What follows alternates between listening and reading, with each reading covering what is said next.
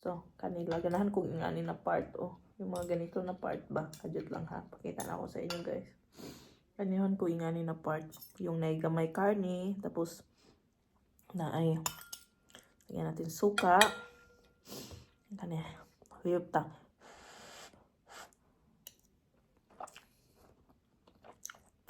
No.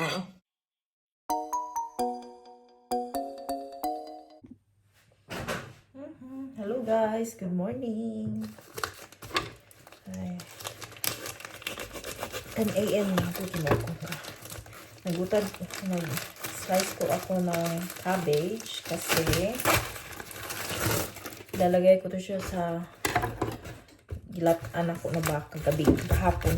Actually si Ella yung akong gipalata kay yesterday bumili ako ng whole chicken sa store. Tapos hindi nila kinain ng lunch. So, yun yung pinakain ko sa kanya sa pagkagabi. Supposedly, ito yung dinner namin kahapon. Tapos, pagoda din ako. Hinayan ako siya. Ako lang siyang luto na ni siya. Ako lang siyang initon dan ilagay ang gulay. Tapos dungagan ako siya tubig kasi very ano siya. Kasi mamala siya pag mabutang ng gulay. So ilagay ko lang po siya. Itong gulay. Ano ba ito? Tawag nito. Yung kuhaan ako bukog yun. Cabbage. I think this is very good. Kuhaan ni. Season lang mo dire yung sahay pag barato yung mga ganito, sahay din minsan. Galing ako asahay din minsan ang mahal. Galing ako nakasirado yung blinds namin kasi ang lamig guys. Ayaw ko maglinis ng window. Ano kasi yung window hindi siya same nung sa old apartment namin. At hindi pa siya na ano ni Mayor na fix or hindi na fix, hindi pa siya na paglaanan ng time. Busy lagi si Mayor Si Mayor pala is nasa Spain. Supposedly sama kami sa kanya and then magbakasyon dun. Hindi siya bakasyon, for him work, pero sa akin bakasyon siya. Kaso si Ella may klase siya guys, may pasok siya. So hindi na ako tumuloy.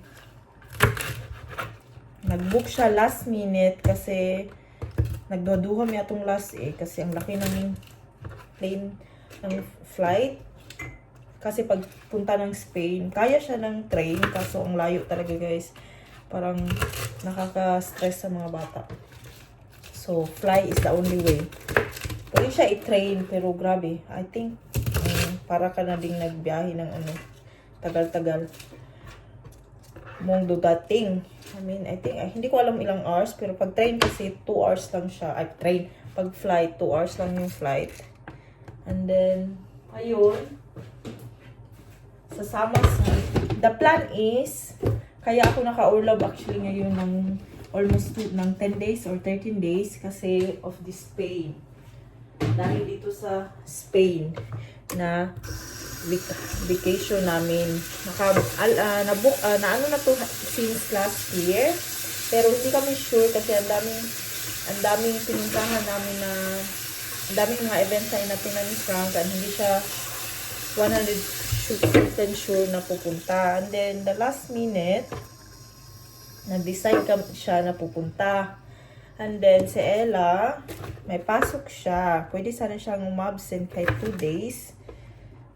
Yun yung plan before. Pero ayaw niyang umabsent daw guys. Kasi gusto niyang meron daw silang test or exam na padating. Tapos gusto niyang ano ba to?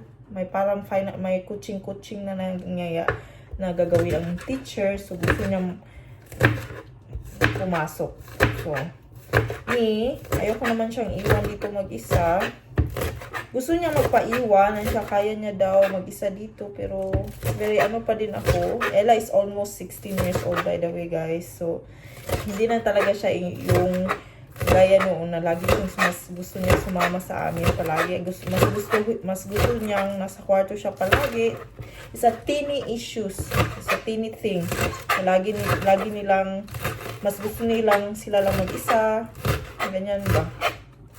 Tapos sabi ko sa kanya na sama siya pero ayaw niya talagang sumama. So, gusto niyang pumasok. So, hindi na lang ako sumama. Then, iniisip ko din yung gastos para tingnan Christmas. So, may na lang makasave. Diba? Kasi pag sasama ako, syempre, kailangan namin family hotel room. And then, for only 3 nights lang naman sana. Pero, kailangan pa din yung gumastos. Kakain kayo, diba, doon? Tapos, syempre, nasa hotel kayo. So, always kayong nasa labas kakain. And then, yung flight namin, hindi siya masyadong kamahalan yung flight. For me, it's actually cheap already for the last minute. Kasi, ang pag-book talaga ni Mayor sa flight is today, then bukas na siya ang flight. And then, kung tutusin mo, kung for last minute flight, hindi talaga siya mahal. Medyo pricey, pero for normal flight ba guys, kasi pag flight may babayaran ko naman talaga, di ba? Pricey talaga siya, especially if my kids. Pero since ano ba to? Since last minute, mura na yun siya. Parang ang price niya is parang same kung magbubook ka few months ahead. So, ayun. Pero yun nga, hindi ako nakasama. Lunod na ako yung cabbage. Makita ko sa inyo pag naluto na. Lagyan ko lang to ng konting salt and pepper. Then, tapos na. Nilagay ko na lahat yung cabbage para hindi na ma-stuck sa fridge kasi hindi ko alam kung kailan ako ulit magluluto ng Tapos, yung sibuyas dahon, lagay ko na din. Para maluto siya konti.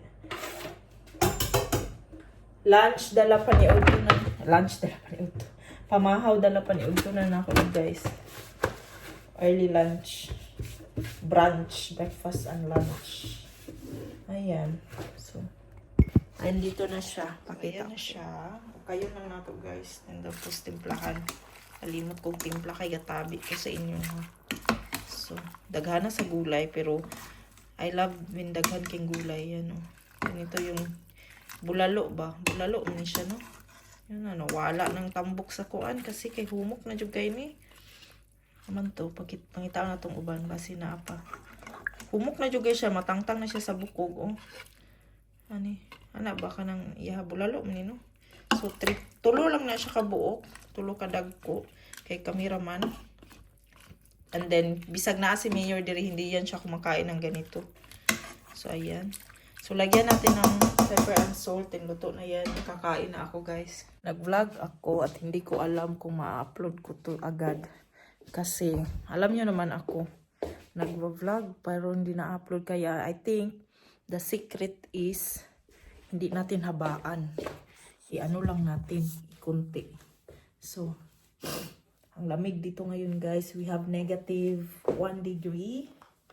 And then, sa umaga nagsusnow kasi actually ako 3 layers ako inner, naka turtleneck na hindi masyadong turtle, and then this one kasi ito see-through to siya, may pagka see-through ba, may buslot so hindi siya talaga naka-warm sa akin. Ayan, naka turtleneck na hindi masyadong turtleneck, and then nakamutsi ako even though warm dito guys.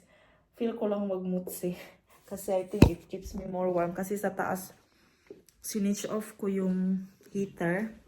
And then pag naka-switch off ang heater doon, ang lamig. Lahat ng heater doon naka-off. Ino-on lang namin pag gabi na. Pag paingon namin matulog ba. Para save ng electric. So, ayan. Tapos kakain tayo. Mga unta, narakong sudan. Ang baka. Yan, ang lamig kining nasa sulod. Din ako'y suka na halang, rice, and tubig. First food na ako. Pero i-thumbs up muna ako, ha. Timelapse pa muna ako guys para di kayo unsa ni taas ang video para di ko maglisod og edit. Ayan. Nakiwa man tayo butanganan. Di ninyo makita ko magkaon no. So ayan na. Kaon sa ko, hindi pa ako nag-coffee nga. Gutom na jud ko guys. Unang sabaw be. Oh, lamiya eh. Miya sa sabaw eh. Perfect sa weather. Ay, ginoo ko. Perfect siya sa weather, guys. Kaon. So, unang hungit. Suka. Ng beef. Then, higop sabaw kadyot. Tapos, init pang siguro kayo ni. Kaya ang rice na ako bahaw. Pero akong giinit sa microwave.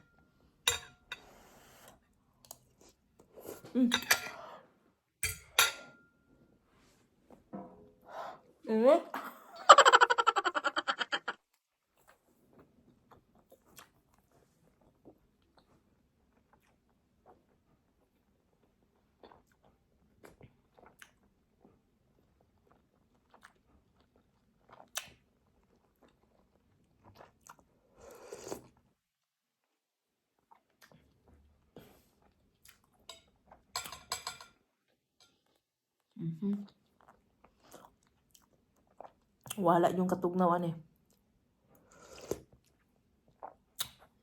Wala pa ko nag-coffee, wala pa tanan. Halang akong suka. So, kanila ganahan kong ingani na part yung mga ganito na part ba. Kadyot lang ha. Pakita na ako sa inyo guys. Ganahan ko ingani na part. Yung naigamay karne, tapos na ay lagyan natin suka. Kanya. Huyop ta.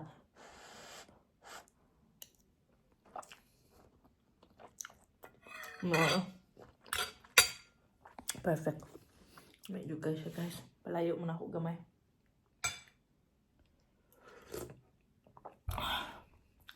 Over no. Tapos kaning bukog na ay unsa ni sa sulod kanang iyahang unsa na itong kwaon. Ta dili mabungkag nga bungkag. Gamay kay buslot, ang gamay man din ako nakuha. Guys so. Ang suka. Nahalang. Kalami oy. Taon-taon nakuha nagluto ani. O sige trabaho. Pag trabaho manggug ko kay minsan lang jud ko magluto. Naugulay. Yung akong cabbage dili siya ingon na lata, so it's perfect.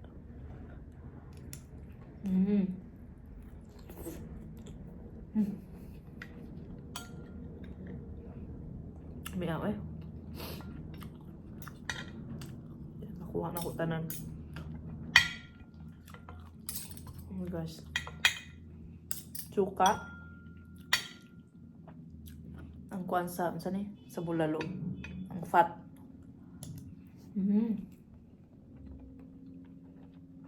Yeah.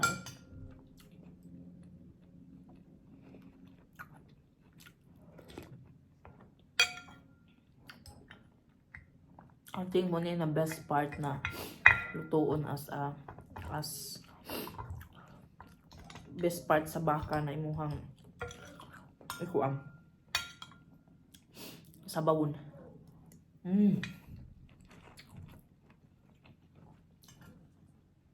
Sigop sabaw.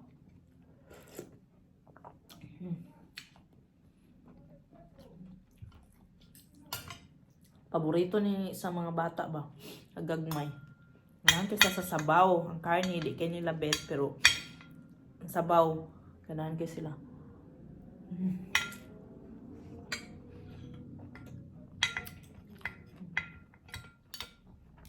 Pilok na kung kuan. Apa yun? Mabilin kino.